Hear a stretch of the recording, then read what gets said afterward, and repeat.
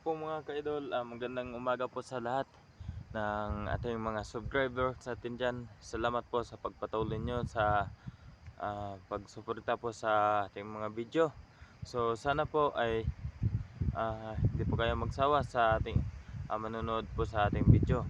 So andito po tayo ngayon sa location na kung saan tayo magtrabaho.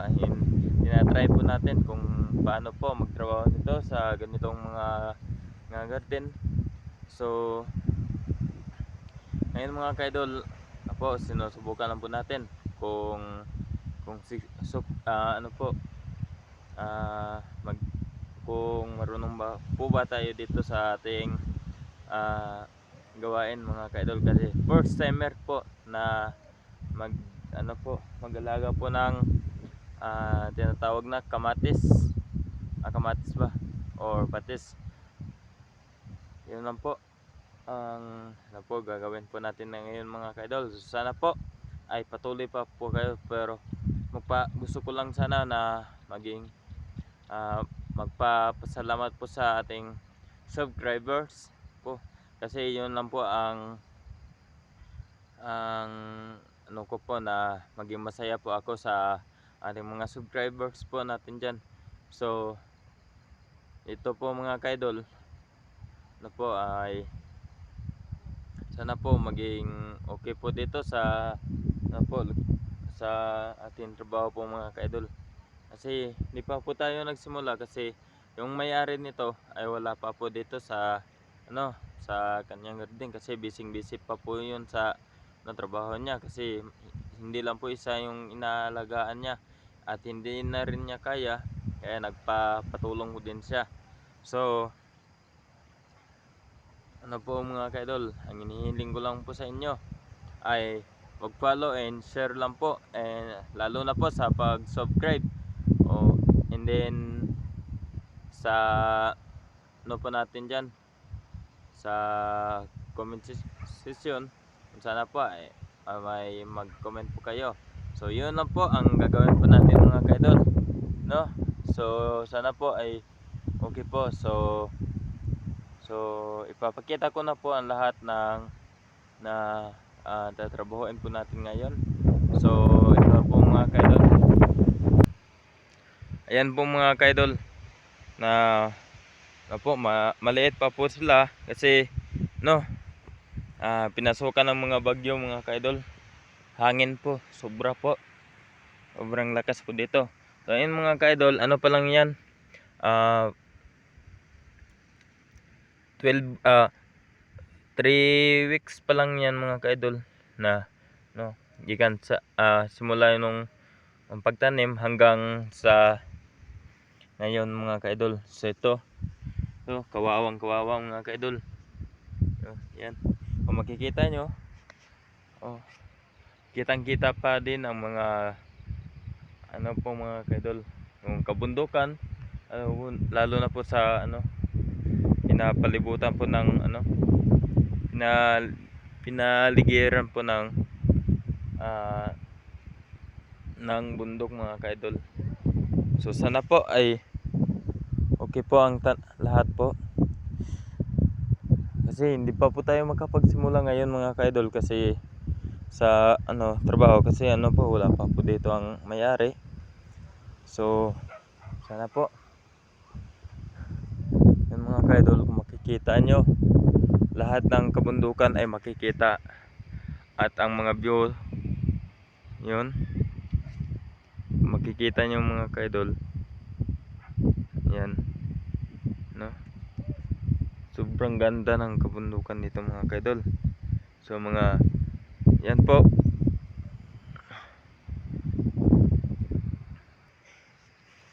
mga kaidol, kung nakikita nyo ang kabundukan po dito sa Kafatagan area po mga kaidol. Malapit na din to sa sa tinatawag na Camp Sabros po, ay malapit na rin dito. So andito lang po tayo ngayon sa ibaba, kasi ito lang po kasi ang area na binigay sa akin kahapon mga kaidol. Pinuntahan lang talaga ako dun sa sa bahay na sabi niya mga ka-idol, magpapatrabaho daw siya. Ayun po. So yun mga ka-idol,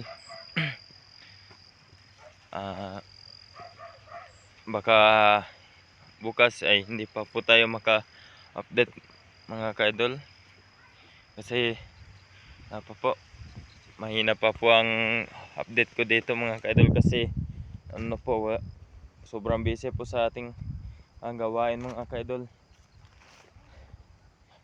Sana po ay wag po kayong magsawa sa ating gawain mga ka-idol, no? So yun mga ka-idol, kung makikita nyo, sobrang ganda mga ka-idol. Yan po, ano pa lang yan, 3 weeks pa lang yan. Sa susunod mga ka-idol, part 1. Sa ngayon mga ka-idol, part 1 pa lang to, pero gagawa po tayo ng part 2 hanggang sa part 4 po, hanggang sa ano po, hanggang sa paglaki po nila na sabay-sabay. Pero panoorin po natin kung ano po at ito, kung okay ba ang paglaki nila. So yun mga ka-idol, yan po mga ka-idol,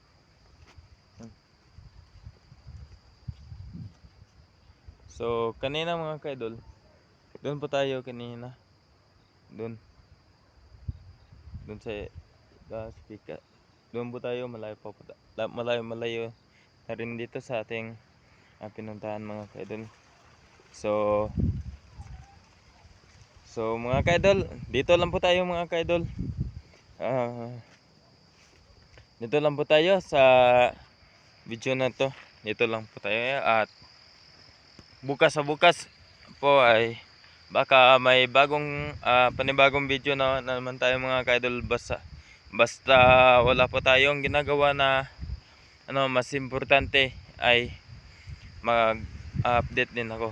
So sana po ay i-follow nyo po ang ating sa ating YouTube channel, na para kayo din ang makauna sa lahat ng ating mga in-update na mga video mga ka-idol.